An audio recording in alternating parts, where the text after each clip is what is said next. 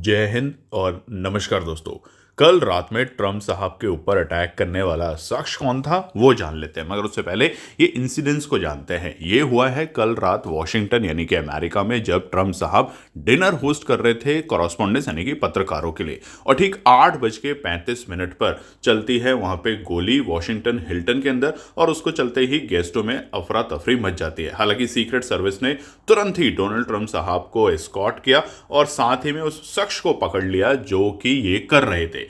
Donald Trump साहब ने भी ट्वीट नहीं किया, उन्होंने सोशल मीडिया पे लिखा है ट्रुथ पे 9:17 पे कि हैज बीन एप्रीहेंडेड यानी पकड़ा गया। अब वो इंसान कौन थे तो उसको जान लेते हैं।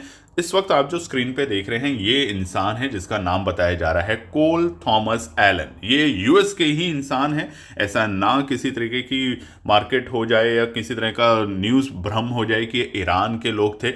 ये फिलहाल जो है वो अमेरिकन ही है। कोल थॉमस एलन 31 वर्षीय इंसान है जो कि कैलिफोर्निया में रहते हैं, साउथ वेस्टर्न जो सबर्ब्स ऑफ लॉस एंजलिस के वहाँ के, और ये ट्यूटर है यानी कि ट्यूशन पढ़ाने वाले इंसान है और हाईली जैसे कह सकते हैं पढ़े लिखे इंसान है। कैलिफोर्निया इंस्टीट्यूट ऑफ टेक्नोलॉजी से इन्होंने ग्रेजुएशन कर रखी है।